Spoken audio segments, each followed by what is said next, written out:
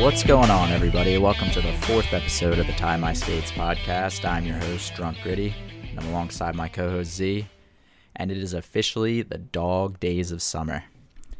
Not really anything going on sports-wise. You got basketball and hockey kind of in the lull period.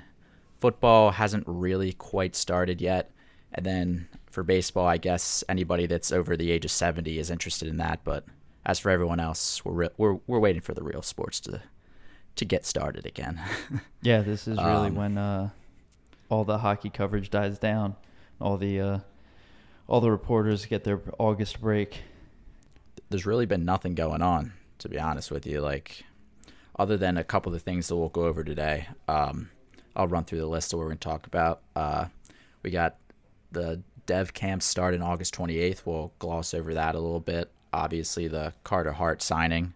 We'll talk about that deal, compare him to some other goaltenders that got recently signed. And then we got Around the League. Today in Around the League, we'll rank the Metropolitan Division based off what both of us believe it'll look like this year. And then really the main topic of this episode, we're going to somewhat predict the forward lines, kind of give a couple different scenarios, talk about the pros and cons of either scenario. And yeah, then we'll wrap up with post-game, call it a day. So let's get this party started. Development camp starts August 28th. And I don't know about you, Z. It's for rookies, it's not something I particularly pay close attention to, but this year you got guys like Wade Allison, Tyson Forrester, the new guy, Samu Tuamala, Morgan Frost, obviously, and then Cam York and Igor Zamula. Yeah, there's definitely some guys in there that I'm really excited to see play. Rather see them play with the big club. I think we will see everyone, well, not everyone, but a few of those names you just mentioned, at least get a few games in this year. Hopefully not at the end of the year because that would mean we're out of the playoffs. But I think you can count on Chuck and AB to mix some of these guys in along the way. Obviously, there'll be some injuries and some guys will need to step up. I think Wade Allison will start the year with the team. A lot of the other guys, I think, might hop in, around Christmas time when some of the injuries start to set in. Yeah, I was about to say, who do you think would start? I kind of agree with you there. Wade Allison's probably the only guy on that list that will start. Obviously, you want guys like Morgan Frost and Cam York to be on the team at some point this year, hopefully. But, yeah, I mean, Wade Allison's really the only guy. He kind of earned that spot last year after just basically being the only positive of watching the Flyers at the last 25% of the season last year. Everyone was shit on the Flyers. Nobody gave a fuck about watching any of the games, and he might have been one of the only bright spots alongside what is his name? Sam Morin was another somewhat of a bright spot towards the end of last year, but yeah. Yeah, and as far as Samu Tuamala, something of note is that they did sign him to his entry-level contract, which is not out of the ordinary, but usually that you wait till a year after they're drafted to sign your draftees to ELCs. Chuck could be up to something here. He could be wanting this kid to start in the AHL next year and get him out of Sweden, or Finland, sorry. But that would be nice, wouldn't it? That would be nice to see, especially if he gets the hot hand scoring. But it would at least be good to him for him, 18-year-old to get some practice on North American ice, because there is quite a period of adjustment. Yeah, I guess the ice size is a lot wider in Europe, right? Yeah, Europe you got a bigger rink, more time to think. You don't have to be as quick with your passes and where to take the puck. You got more space to move, so it does take some adjustment. Speed.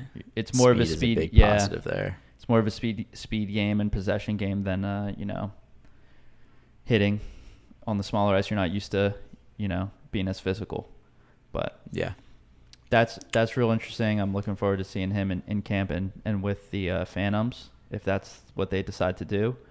But let's be honest, we're not really looking forward to next season because of the young guys, are we?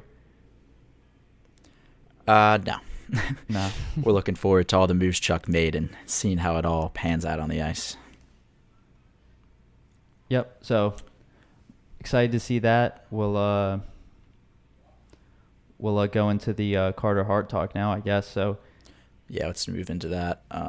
You want to go over the details? yeah, so he signed a 3-year extension. It's a 3.979 mil per year. You got to do the hockey guy thing and get your number into the contract there into into the AAV. Yeah, I guess that was a 7-9 cool little thing. Yeah, so what do you probably lost out on a little bit of money. Do you think? Kind of seems like they were going for the clean $4 million, but instead Carter was like, "Nah, I want a pay decrease to get my number in my contract." Do you think that's what happened, or do you think it was like they offered him like 370 or something, or 390, and he was like, "No, I want 3979." It was probably 395. Yeah, 395, and they asked for the extra 29 Yeah, mil. the old marketing It's not thing like you can where sign you have anybody. a 9 and a 5 in the, so if like something's $1.95, people are more likely to buy it. So like they probably offered him 3.95, and he was probably like, "Could you give me a little bit of a pay increase? I just want that nice little 79 in there." I don't know. It's not something I would do, but like I guess the cool thing for a professional athlete, if they have the opportunity, might as well, right? Yeah, so that leaves the Flyers right now with 4.031 million, I believe, at this date of cap space left to sign Sanheim. Yeah, that's probably close to the amount that it'll cost to get him too.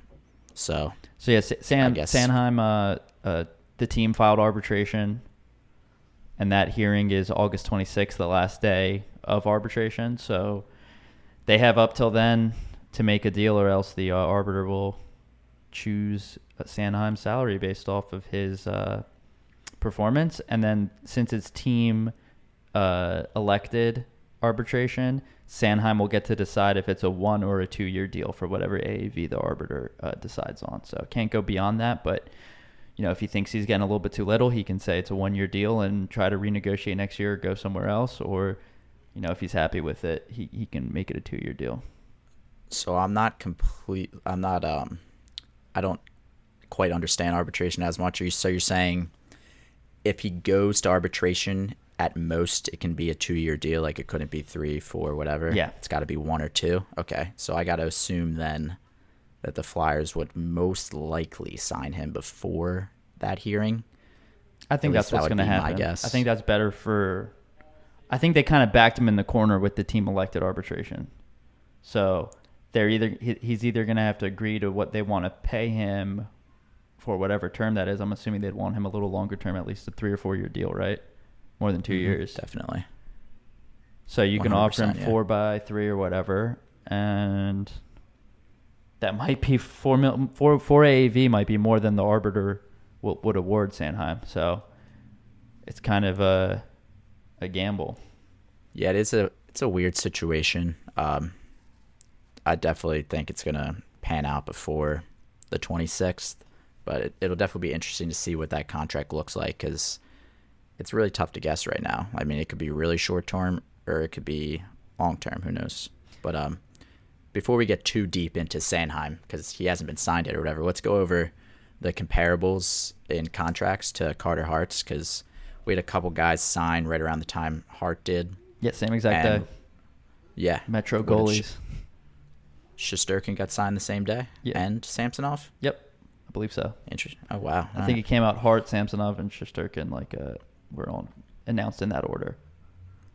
Yeah. Here, I'll read off. So, Chesty Sturgeon from the New York Rangers, he got 4 years, $5.67 million per. Samsonov, 24 years old, he got 1 by 2, so 1 year, $2 million. And then Sorokin, who is quote unquote unsigned, the 26-year-old, I guess he's been signed technically, but the Islanders don't want to release that information quite yet. Yeah, so Lou, everyone knows Lou Lamoriello is very secretive with his off-season doings. So usually if something gets leaked, he won't make that deal just because he doesn't like that it got leaked before he got to announce it. So he keeps everything tight to the vest there, and it looks like he has Sorokin and Parise and Palmieri and Cizikas committed, but there hasn't been an announcement as to what their deals are.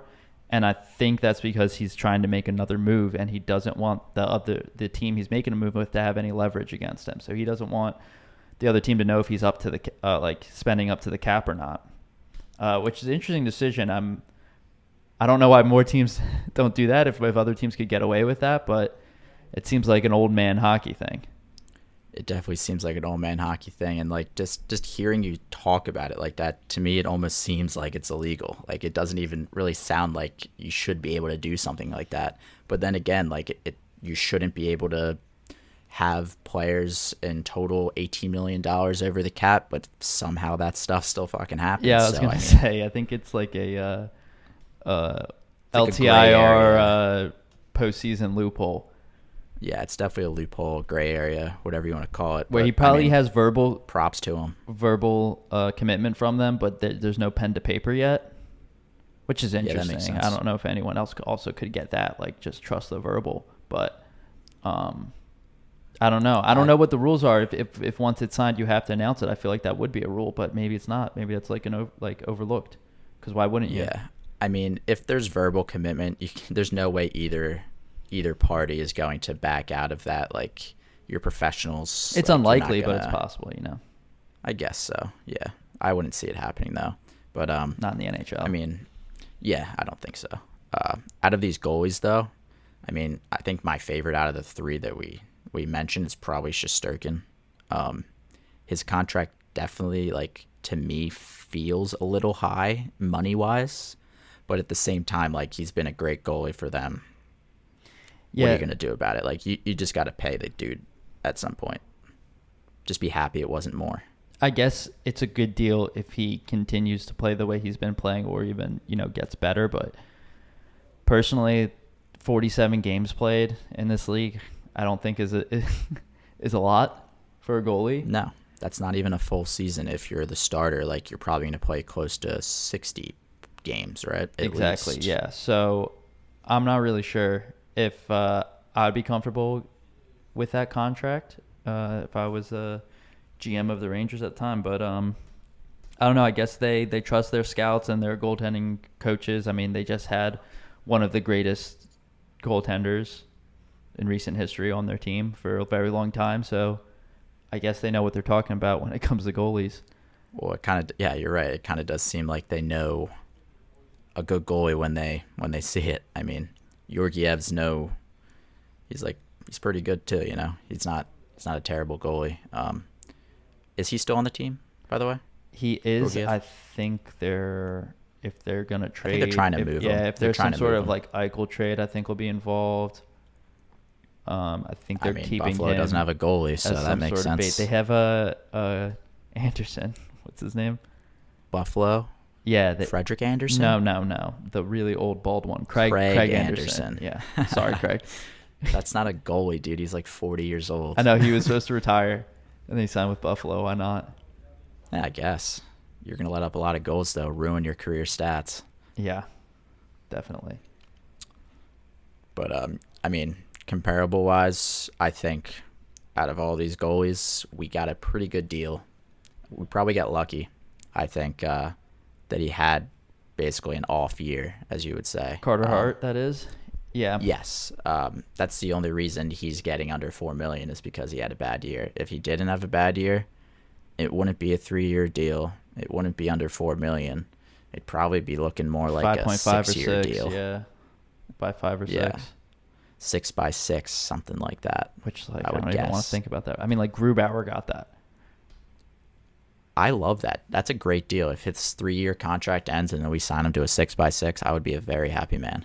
Well, that's kind of what that would be like, kind of following in Carey Price's footsteps in terms of contracts. I think after his ELC, he signed a 2-year bridge deal for 2.75, which, I mean, like, Carter got a little bit more than that. He did like a 3 by 4 instead of a 2 by 3. But his contract after that was 6.5 AAV for 6 years. I mean, that's a great deal. And then his contract after that was 10.5 for 8 years. Well, then after that, it was like, you're the best goalie in the league. Yeah. We're going to pay you like it. I'm not the biggest fan of overpaying goalies like that. You see what happens to teams when they overpay goalies. Like, look at Florida. They paid Bob $10 million a year, It's and then wild. he kind of stunk. So I just don't. I don't Like, really think your goalies goalie should are. make more than like 7. I think that's a Yeah, lot. I agree. I think the best goalies in the league should make 7 or 8 million a year, and I think like the thing is with goalies is you can be a really good goalie for a couple years, then you can fall off like that, like and you're Exactly. done. I mean, I don't think there's only a handful of goalies you'll see in the league that last like forever or like extended periods of time, like 10 plus years. And they're just trying to like think of some examples. elite, I mean, the Hank, I guess. great goaltenders. Brodeur. Yeah, like those kind of guys. But I don't know. I'm not the biggest fan of like overpaying goalies. I think we got a great deal with Carter. Hopefully 3 years from now when we have to re-sign him again, hopefully it's like somewhat comparable to what you just said with Carey Price. But yeah, Yeah, that's my thoughts. and whatever he wants, he's gonna get it because this team can't let him walk. No, we can't. We haven't had a goal in a very long time. Yeah, and they know that. So he kind of has them by the balls, but he's got to play well too. So I don't give a shit as long as he's playing well, playing up to his own standards. Whatever. If we He gotta will. pay him He's 6x6.5, a 23-year-old veteran. This guy is like, out of all the people I've seen, like he seems like he has his head together straight. Like he seems like he's like wise beyond his years is a good way of putting it. It just seems like he knows a lot about the game. He knows when he fucks up. He knows when he has shit to fix. Like, and he's going to be straight up about it and work at it. And hopefully this offseason he's worked at it enough that next year he wins the Vezina, because I bet on him to win the Vezina. So Oh, yeah, I that's would right. hope so. A little futures fun over there. Nice little futures bet. If anybody's interested in knowing, I bet $25 to win. What was it, like 850? So the odds were plus 3,400. I think I lied on Twitter. I said $50 to some dude just to Trying to make be it cool. look better, but try to be cool, Got to be cool on Twitter. But yeah, $25 to win 850. I mean, he's probably not going to win the Vezina just because Vasilevsky's in the league. it'd be pretty crazy. Vasilevsky exists. But at the same time, plus 3,400 is insane. So I'm not going to pass that up, Yeah, especially why on not? my guy. Yeah, why not? Exactly. I did want to go into some of their statistics. Now, we're not going to go too deep into analytics here, just the basic goals against average and save percentage and games played for these guys. So I guess we'll start. I want to start with the comparables, and then we'll go to Hart at the end. So Shesterkin's 25 years old. Like we said, he signed that 4-year by $5.67 million deal. He has a 2.59 goals against average and a .921 save percentage in 47 games played. So like we said before, that save percentage looks pretty nice. Not a ton of games, but that's a good save percentage. Yeah. Samsonov, 24 years old, with the Capitals, signed a 1-year, $2 million prove-it deal, which I like that deal for the Capitals. I mean, he had some injuries last year, but I think in the games at least the Flyers played against the Caps, he played very well. He had a 2.61 goals against average and a .908 save percentage in 45 games played. So again, not a ton of games played, but he signed a 1-year deal. So I don't really see a big issue there. $2 million, that's how much we paid our backup goalie this year. Yeah, seriously. It's a good deal for So them. that's a good deal for them. They traded back for Vanacek, so they have like a 1A, 1B thing going, goalie rotation going there, and I love 1A, 1B goalie rotations. yeah, but I think like the good teams, they have their starter, and their starter knows that. And then Sorokin, like mentioned, unsigned, but he's 26 years old, 2.17 goals against average, .918 save percentage, and only 22 regular season games played. So good numbers there also. I mean, I think anyone playing in front of the Islanders is going to have good numbers, like Lehner and goddamn, I can't. What was their backup goalie last year? Thomas Greiss. They like won the Jennings Trophy together, like playing behind that Islanders team. But I think that's a product of Trotz's system and how tight defensively they play and how much they clog the middle. I think pretty much any goalie is going to have a high GAA and save percentage playing behind that team because they just don't let up a lot of shots. Yeah. But 22 games played, I'm interested to see what his contract is like. A lot of Islanders fans are thinking it's going to be similar or more than Shesterkin. But if he gets like a 5 or 6x6, like I think that's Dude, a if little he ridiculous. gets that much money and he's only played 22 games, That's insane. That yeah. would be insane. I could see him signing a, similar to Carter Hart deal, especially 22 games fine. only. Like, it's good for him to get a 3-year, $4 million deal or whatever. And I don't know what their cap situation is. No one does because, again, lose Hyde and everything. But on to Carter Hart. So 23 years old, younger than all three of those guys we just mentioned. 2.88 goals against average, sort of on par, a little bit lower than those guys. .905 save percentage and 101 games played. So he's played, more than double the games of Shesterkin, more than double the games of Samsonov, and more than 5 times the games of Sorokin. And he's younger than all of them. Yeah. And obviously he played behind the Flyers last year, which, again, yeah, any goalie would have been the worst in the league if they played behind the Flyers last year, opposite of the Islanders situation. So just keep in mind, 288 goals allowed average, 905 save percentage. That's honestly, like, when you think about it's not what that bad. Happened last year for him, it's good. Like, when I saw those numbers, I was genuinely surprised. I was honestly thinking his save percentage was going to be under 90%. Yeah, I mean, he had an 8.77 last year, so think about how much that brought down his save percentage. Which means he probably had like a 915 save percentage for the 2 years worth of games that he played before that. I think he played like half the season. About. It averages about to a full year. Yeah, so I mean, without last year, he's probably the best goalie on this list, like statistically wise. And we had statistically horrible defense. I mean, we've mentioned it, I believe in the first episode, but it was the second and third and fourth chances we were giving up that were going in that were killing us. Like, the defense just could not get the puck out of the zone, out of our own zone, and the goalies were suffering for it. Like, Hart can stop 1 or 2 by himself, but when it's a 3-on-1 down low or 3-on-0, when just the goalie against 3 forwards, there's not much he can do, and that happened a ton this past year. Yeah, and imagine the emotional trauma that a guy like Carter's going through when he just knows that nobody's going to be there to help clear the puck. Yeah. And he's going to have to stop 3, 4, 5 shots in a row just to make sure that the other team doesn't score. I mean, it's a tough situation, but that was last year. We got a whole new season coming up. And I think both of us think he's going to have a good bounce back season. I'm not going to say he's going to win the Vezina. I bet on it, but he will 100% have a better season than last year. It's almost impossible to have a worse one. So I mean, I like this deal. I saw a lot of people say thought he would get a little less considering his play last year, but I think everyone knows that was just the down year or more so of a fluke. Exactly. That you're paying him for how he's gonna play in the next 3 years, not how he played last year. Have you seen his resume? He has a decorated. He's one of the most decorated goalies in Canadian junior hockey history.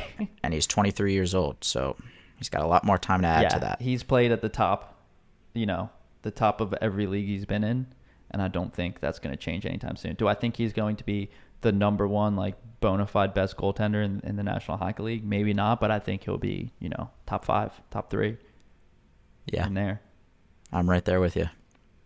And that's all you need. The team has to do the rest. You can't have your goalie be the only player that's, But at the same time, Carter Hart's got the skills. He's got the resume. He's got pretty much everything to win you hockey games. So when it comes down to it, you need a goaltender, but he's a goaltender, much like Vasilevsky did last year, where he got a shutout in every series clinching game.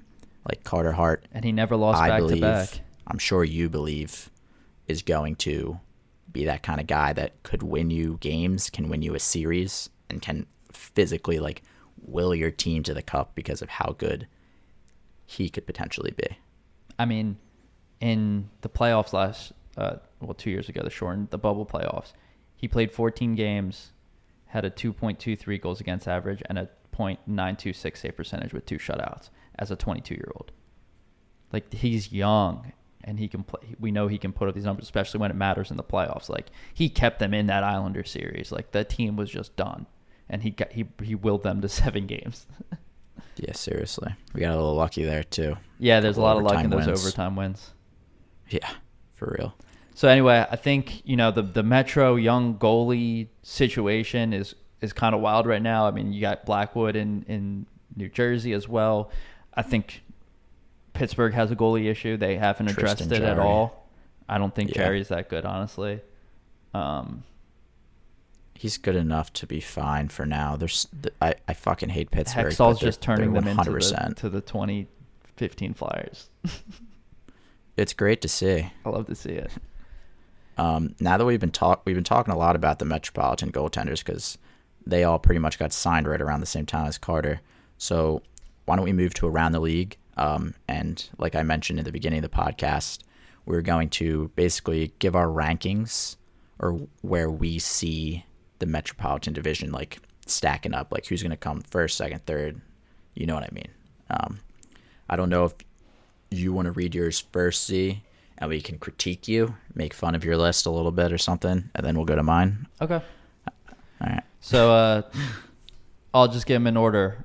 I have the Islanders finishing first, Washington Capitals second. I have the Flyers coming in at third in the division, Carolina fourth, Pittsburgh fifth, New York Rangers sixth, New Jersey Devils seventh, and Columbus Blue Jackets eighth.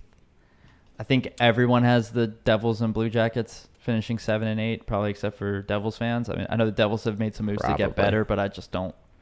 I don't think. I actually hesitated on the Devils a little bit with my ranking. I was kind of thinking about putting them a little higher, but at the same time, I was like, they made good moves, but it's still a process that hasn't quite yet reached its completion. So they're going to be a fun team to watch next year, but definitely probably 7th. I'm not confident if Lindy Ruff's like the coach to, get that group to Lindy Ruff's the kind of coach that you sign in like a rebuild. Yeah, and then you get your actual coach once that rebuild is complete. Let's see, where'd you have? So you got Carolina at 4, Pittsburgh 5. So I think Carolina's defense. Rangers 6. I think that's a little low, personally. But yeah, I could see them flipping with Pitt, and Pitt being 6 and Rangers being 5th. I think the Rangers got like a little bit worse too with the they lost had a bad offseason. They lost Buchnevich, and they just signed big guys who can fight. Yeah. Who aren't going to put up that many points and be in their bottom 6. So, you got to bank on Zibanejad having a bounce back year, which I don't know if the year, I hate that guy. I hate him so much too, but like he only played well he had like 23 points in 3 games against the Flyers or something. I don't hate him because he had points against the Flyers. I physically don't think he's good. Yeah, I mean, I think it's a product of playing with Artemi Panarin, who's one of the best shooter playmakers in the game right now. I could play with Artemi Panarin and put up 30 fucking goals. Like, it's not hard. Exactly. Like, so you saw him struggle at the beginning of last year. I think he's going to struggle at points this coming year too, and I think they have a center depth issue. You don't know what's going to happen with Lafreniere and Kakko, if they're going to step up this year and make big strides. Kakko's been kind of quiet, and Lafreniere in his first year, probably didn't play as big of a role as he would like to.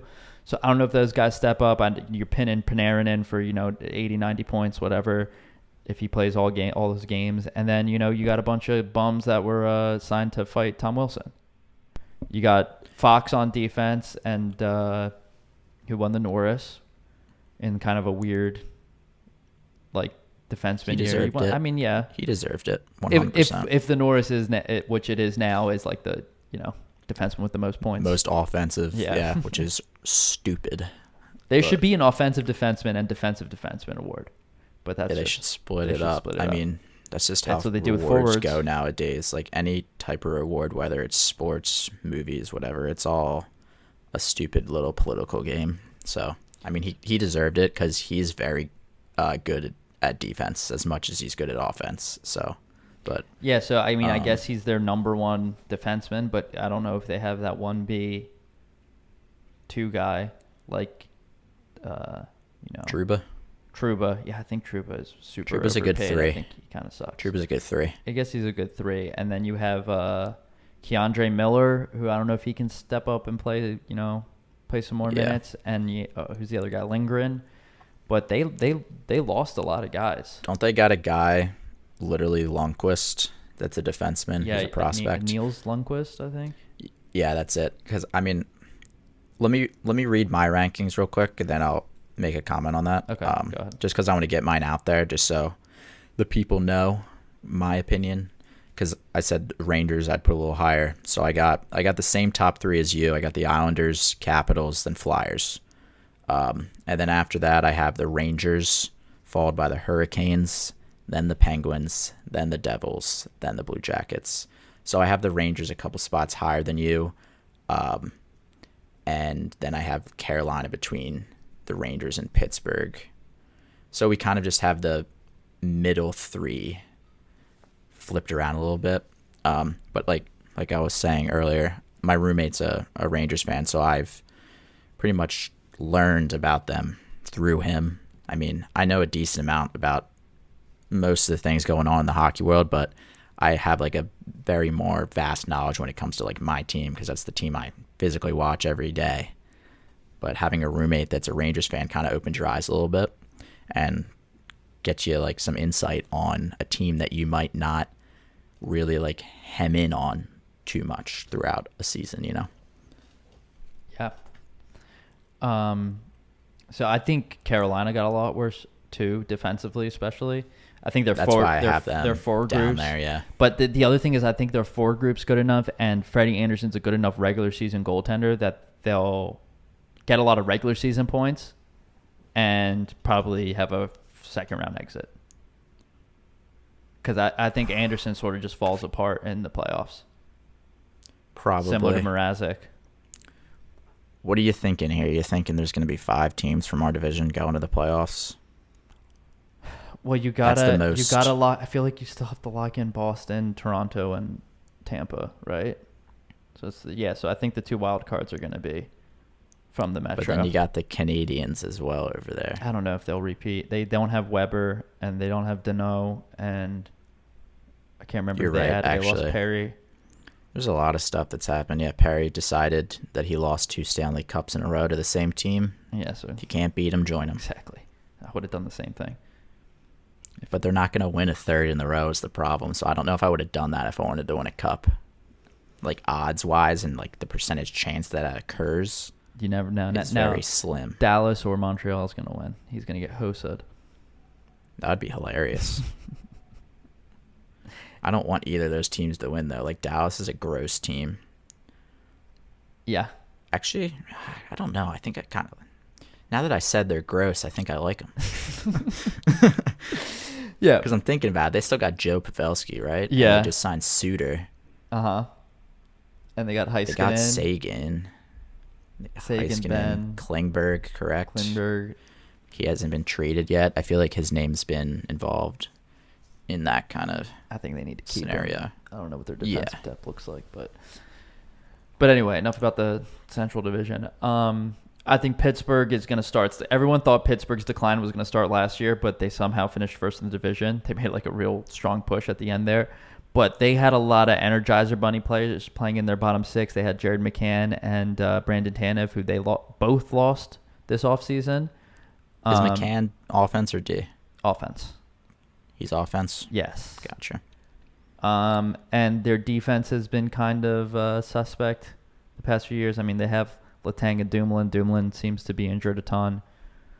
They have John Marino, but I heard they're willing to trade him. So he's a decent young player.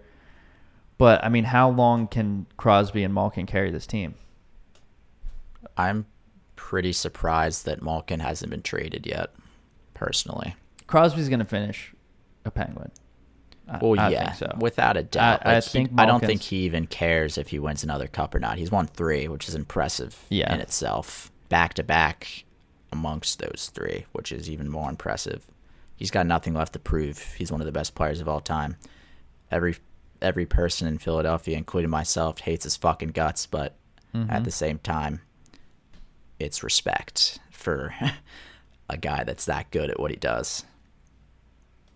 Yeah, so I'm pretty confident in Carolina being higher up than all these teams, even the Rangers. So, but I think the 5, 6, 7, the Pittsburgh Rangers Devils, like they can end up in any order in that middle there. Yeah. I don't foresee Pittsburgh finishing dead last, so I don't think that scenario is possible, but I don't think Pittsburgh will really be close to the playoffs. And of course, we're saying this right now before the season started, so 5-6 months from now, whatever the hell the math adds up to be, like if they're in the playoffs, whatever. I guess we're just Pittsburgh haters waiting for that decline to start, so we both ranked them outside the playoff picture. Yeah. And the Rangers, you got to remember, like, I think they were on track with their rebuild. They're doing well. It was like quick, like, 2-3 year turnaround sort of thing. But they only started like winning games at the end of last season when they didn't really matter and they couldn't really catch up to anybody in playoff position. And again, there was a weird schedule last year where you would play like the Devils 5 games in a row and then you'd be, 10 points up than you were. Exactly. So you're playing the Devils a couple times in a row and you have their hand. Buffalo. Like, you're going to have a big swing. Buffalo. Yeah. I mean, we probably would have ended up losing to those teams. We did lose to those teams. Yeah. But so yeah, I see your point with the Rangers. I think they kind of took a step back this offseason with, Well, they did. Definitely. Yeah, they definitely did. And I think that's sort of Drury, a new GM, trying to put his mark on the team. Exactly. I don't think he put a good mark. I guess I'm a little higher on the Rangers than you are. In my opinion, I hate to say it, I think the Rangers probably had a better rebuild than we did and a quicker rebuild. But you're right. Like this offseason kind of changed things a little bit. Maybe some moves were made that shouldn't have been. I don't know. But I mean, they lucked into a 2 and a 1 pick back-to-back years. To get Kakko and Lafreniere. I guess that helps the rebuild. That helps, especially when you have the 1 or 2 pick and there's like amazing players available. Like Lafreniere was, hands down, talked about as being the next like generational talent. So we gotta hope either him or Kakko isn't. Yeah, and Kakko's just a big Finn who can. Who has nice hands and can score. So, like, he could be a late bloomer type. We don't know with him. And I like the way they're rebuilding their defense, too, and they got good young goaltending. So,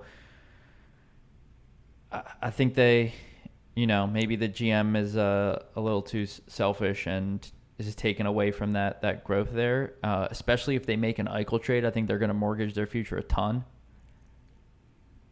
How much situation. Are you really mortgaging your future when you pick up one of the best players in the world who's 24, I understand what you mean. Yeah, but the neck and health is such a question mark there. That's fine. That's fine to think that way. My personal opinion when it comes to injuries is to completely ignore that. It's it's almost like the injury is being used to try to get the price down on him more than anything. Like for sure. But I mean, also part of it is at this point, if he gets surgery, he's not going to be able to play until February. So that's definitely going to affect. Pull a Tampa Bay Lightning, cheat the system. Yeah, exactly. It's an option. Yeah, but also the Rangers got to think about paying Adam Fox next year. I'm pretty sure he's RFA next year. So he's looking at what right-handed defenseman got this past offseason. Not a lot of those guys or any of them really won a Norris their first year in the league. So if I'm his camp, I'm coming in at 10, 9.8. Oh my God. Something like that. When Werenski gets 9.5. Dude, I'm like grinning from you can't see me, but I'm grinning. They're paying Trouba like 8. They're paying Panarin 11. I know they have a lot of cap space right now, but he's getting 9. Yeah, he's gonna get at least 9. You got to at least, which sucks. So they have to consider that in their the future defensive too. market this offseason wild. Probably pissed off a lot of GMs. It's wild. Because I mean, yeah, that's just crazy. I didn't even think about that. Islanders and Washington, I think Washington's just an amazing regular season team, and I think they will continue to be. And the Islanders, same, as long as all their guys are healthy. You see them fall apart. The wheels kind of fall off. When they lost Anders Lee, they were losing a bunch of games in a row. I think they had some losing streaks the past 2 years after losing. I think they lost Pelech to injury 1 year and then Lee last year. So they're a cohesive unit, and when you take one piece out, sometimes the wheels can fall off. So. But I do see them, continuing to play their tight 1-2-0 games, 2-1 games, and racking up some points and going on some runs. Yeah, I think 1-2 Islanders Caps is probably the conservative approach. That's probably, if we're thinking like realistically, what it'll probably look like. Obviously, we're Flyers homers, so we got the Flyers at 3. It's still a realistic look, but And I think the Flyers are going to be a good regular season team. I don't think they're going to be a great or elite regular season team. I think they're going to be a good regular season team, and that's all you need to be to get into the playoffs. And then once you're in, everything goes out the window, and you're just, play hard. hell yeah. All right, let's move on. Predicting the forward lineup. So the way we're going to do this, me and Z talked about this before we started recording, trying to think about the best way to approach it. It's really difficult to predict what you think the lineup's going to be, and like me and him weren't going to agree on anything that we decided to talk about. So what we did was we each wrote down a lineup off the top of our heads that we would be happy with, and we're just going to discuss it, talk about what we think is good about it, what we think is wrong, just pretty much pick apart each other's lineups. Because, the only person that really knows what the lineup's going to look like is the coaching staff. So we're just playing a guessing game at this point. Yeah, so why don't you go ahead and start with yours, DJ? Yeah. So I wrote this down like a week before recording. So keep that in mind if people think it sucks, I think it's pretty decent. So line 1, I got Giroux, Coots, TK. Line 2, Farabee, Hayes, Atkinson. Line 3, JVR, Frost, Allison. Line 4, Lindblom, Lawton, Knack. And then I got extras as Thompson and Bunneman. Before you make any sort of comment, ZS want to, give my little pitch of what I'm thinking here. Yeah, go ahead, defend your lineup. So, G Coots TK, it's simple. They'll be good together. Farabee, Hayes, Atkinson. It's tough moving Farabee to left wing there because he was playing right wing primarily last year, but to make my lineup work, I had to make that move, and he's a lefty, so I don't really hate it too much. Line 3 and 4 is where, so I have Frost as center on the third line. I know he might not play right away this year, but that's like when I'm writing this lineup, I'm thinking like what I really want the lineup to look like in the peak like part of the season, like playoffs, like where I want Frost to start in the AHL, play really well, and then move up onto the NHL roster at some point during the season. And then fourth line, not everyone's going to agree with putting Lindblom on the fourth line, but I kind of had trouble figuring out where to put him, so I put him down there with Lawton and Knack. And then obviously the extras are the extras, Your thoughts, Z? So I'll start with this, and we talked about this before earlier. I made my lineup decisions based off of where you can get the most out of each player, and the big eye-opening one on your lineup is Lindblom on the fourth line, left wing.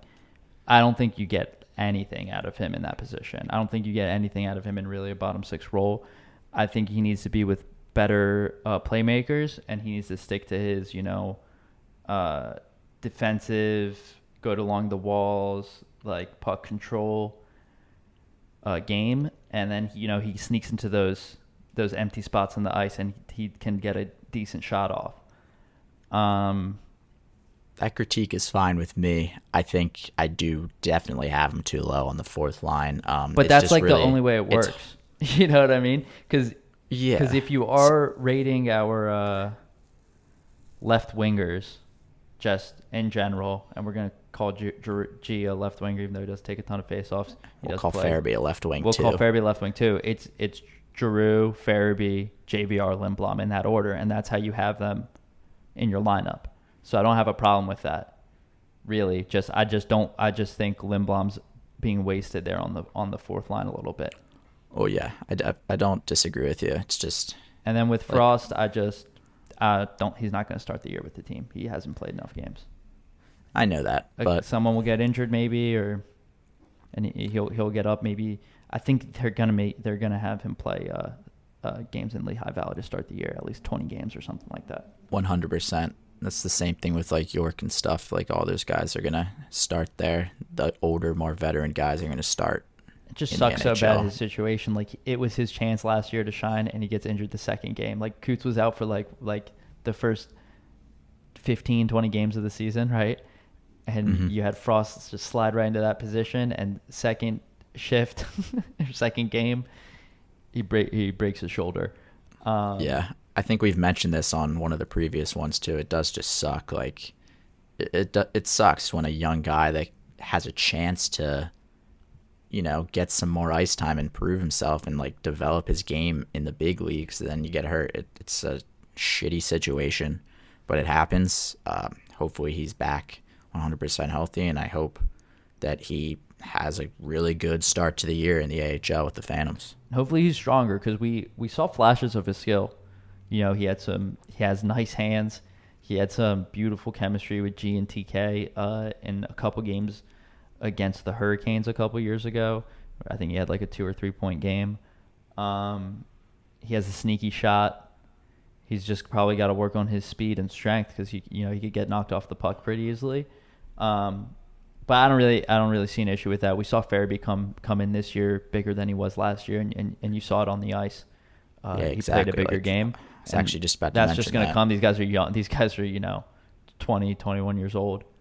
Their bodies haven't even fully developed yet. So I'm not worried about that. But hopefully the injury didn't hamper his weight as well. And he can come in, after a good off season of working out and feel good and strong there out on the ice. Yeah. Why don't you? Yeah. So do my lineup, and I'll preface this with what I said before. I didn't want to have Lindblom on that third or fourth line. I wouldn't mind him on the third line, but then you got JVR on the fourth line, and that doesn't make sense. So for my optimal lineup, I reunited a line from a couple years ago that had some success at the beginning of the year, and that's Lindblom, Couturier, TK. And then for my second line, I have Farabee, G in the middle, and Atkinson on the right wing. And I prefer G at wing, but we have a ton of left wing depth, and it kind of jumbles stuff up, and just moving him to the middle, I think, evens out the team a lot more. And I don't think this will be an all year thing, but I definitely think you will see some games with G in the middle, because then you can move Hayes down to your third line. So I have on the third line JVR, Hayes, Allison, which that's kind of my question mark line. I'm not sure how that chemistry will work. But we don't totally know what Allison is yet, but we saw him as, an Energizer Bunny, can put the puck in the net, can hit, goes to the dirty areas, gets to the front of the net. And those are two guys that Hayes can dish to for either, shots or tips.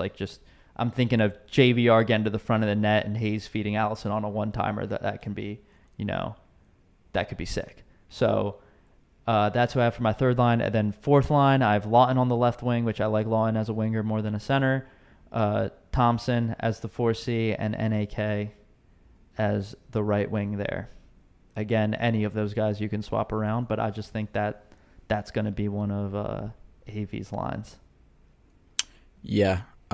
So my first thoughts, obviously, I'm not the biggest fan of Lindblom on the first line. I understand your points completely. Like, you can't put him on the fourth line, or else you're not going to get out of him what he can actually give you. So in a more realistic scenario, I'm probably tossing him on line 2 if you want to play him more, give him more minutes than he did last year. Yeah, and I want to defend that a little bit, because I agree that Lindblom's not maybe a first line player. I think he's definitely a top 6 player.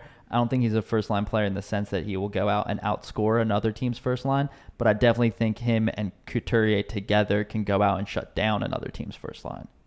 And if you want to have two defensive guys and give TK not a lot of defensive responsibility and let him sort of, buzz around and get to the front of the net and get in the opponent's ears, I think that lineup could work. And that's probably what you want TK's role to be on the team as well. You don't want him have to. So yeah, that's why I kind of focus on D. I would consider Giroux one of the better defensive wingers as well, but I put TK with two of the better defensive guys on the team, Coots being the best defensive forward and Lindblom being a solid defensive winger. And that sort of gives TK the freedom to do what TK does best and give him a little less responsibility in his own zone. And he has those two guys to lean on. So I think that line definitely worked for a short spurt in the past. And I think they can sort of reignite that chemistry. I think Lindblom, just couldn't play the minutes this year. But I think after playing as many games as he did and getting another full off season of rest, I think he'll be back to being that minute eater, strong on the puck left winger. I agree, and I love Lindblom. I hope he can come back this year and kind of show us what he was doing before he got sick 2 years ago or a year and a half ago now. But I got one more point to make about this lineup, and it's a good one. It's actually a good pro for you. So I absolutely love the second line of Farabee, G, and Atkinson, and it's primarily because of what it does for Giroux.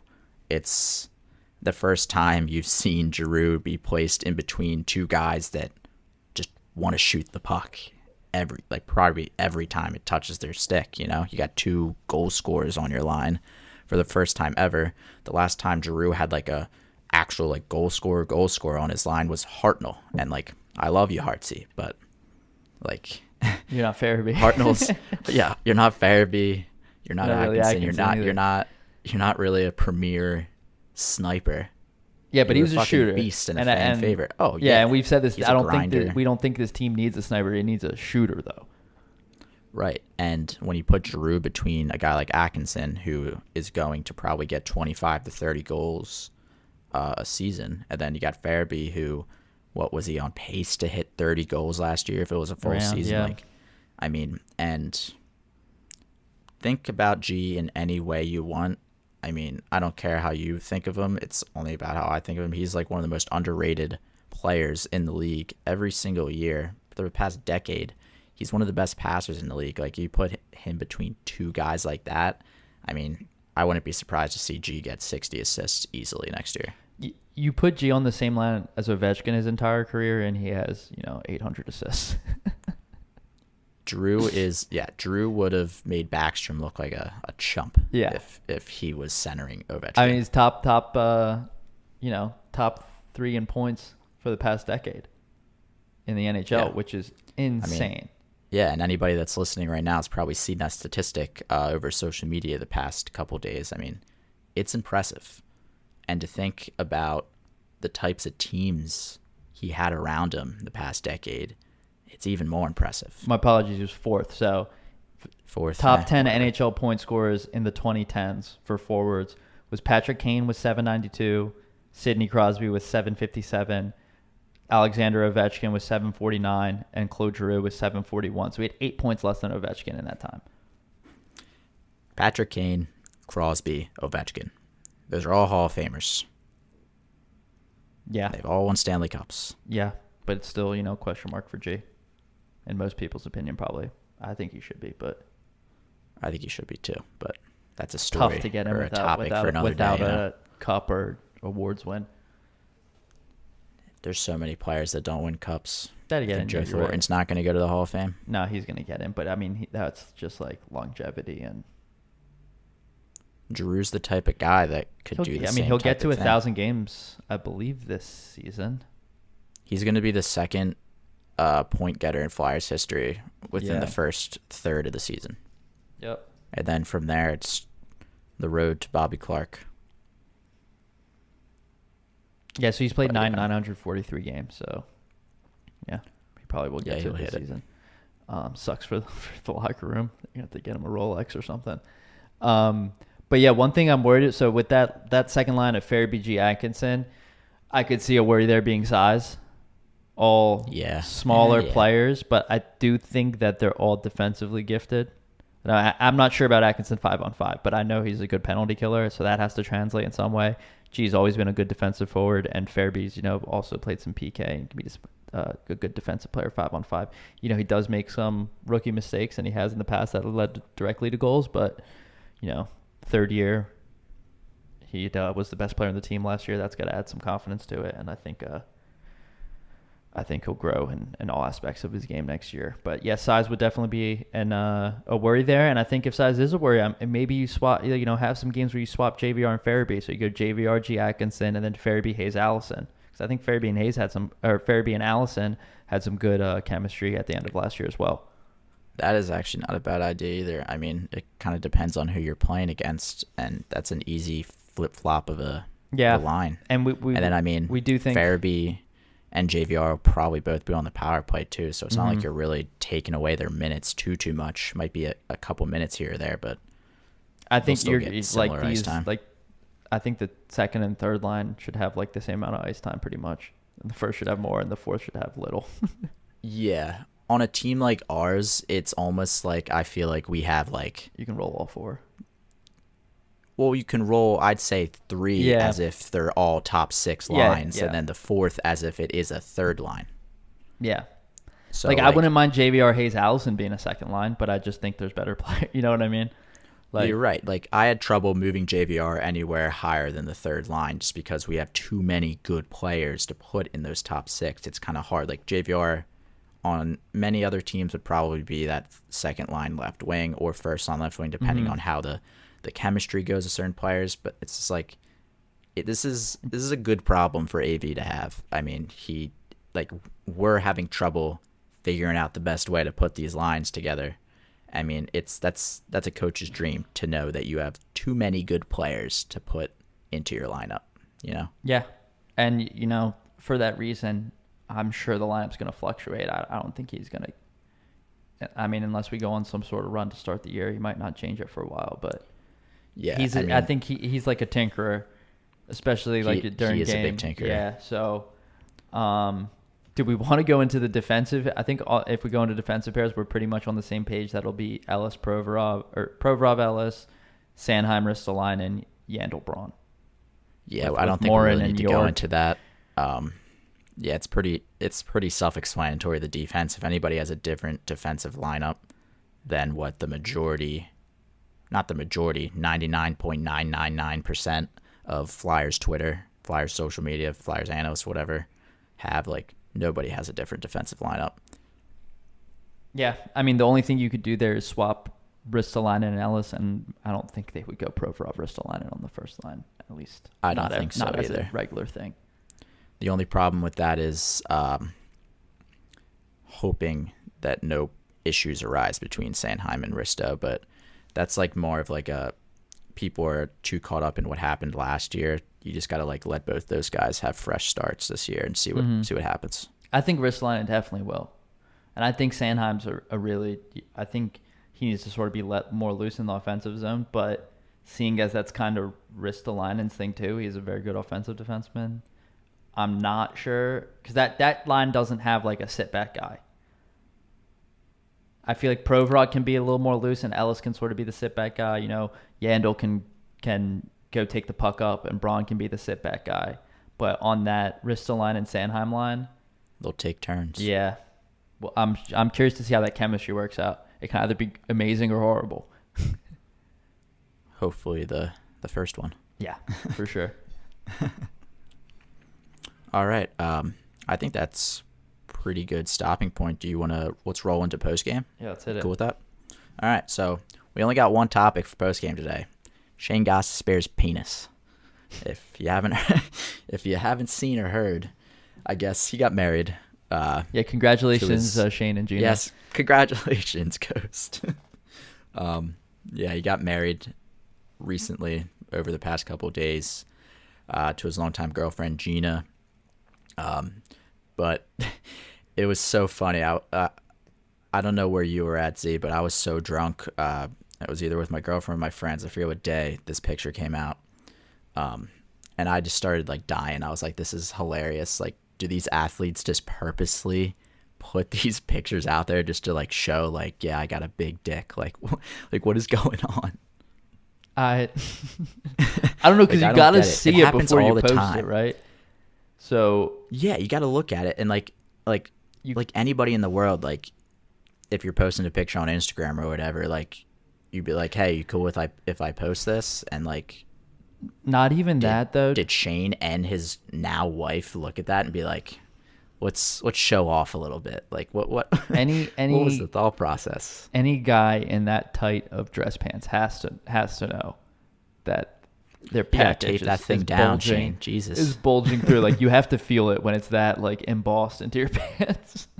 Like, seriously, it's crazy. I love it though, because I love when that stuff comes out. I just love the comments, dude. Social media is always just like, yeah, no wonder he couldn't skate as fast. He had that hammer dragging him down. I wanted to say something too, but and most of the time when I tweet, I'm probably like drinking a little bit or something. Not all the time, but I definitely should have said something about that at the time, and I'm pretty pissed I didn't, because that's just a funny ass thing to talk about. Yeah, I'm glad we talked about it now, because well, we can post this and then maybe we'll get the conversation flowing again on it. Maybe we're gonna have to find the picture if it hasn't been taken down already. Yeah, I've been trying to find it again because I wanted to go through some of the comments, but I can't. I did search ghost dick on Twitter. I would advise against that. It did not come up, but I use a VPN, so I should be fine. What happens if you don't have a VPN? I'm looking it up right now. I don't know. We'll see. Just the government will know you did it. I don't care what the government thinks of me. Come on. You're gonna get you're gonna get ghost dick advertisements on your Instagram. I want ghost dick advertisements. Should we make a ghost dick shirt? Ghost emoji, eggplant emoji. That's genius, actually. So nobody steal this. Just ghost bear, like the regular emojis, then an eggplant. Genius. We Black might shirt. have to do that now. I think we might. You'll see us wearing them game one, 5 rows behind the bench. Let's do it. I would wear that to a game.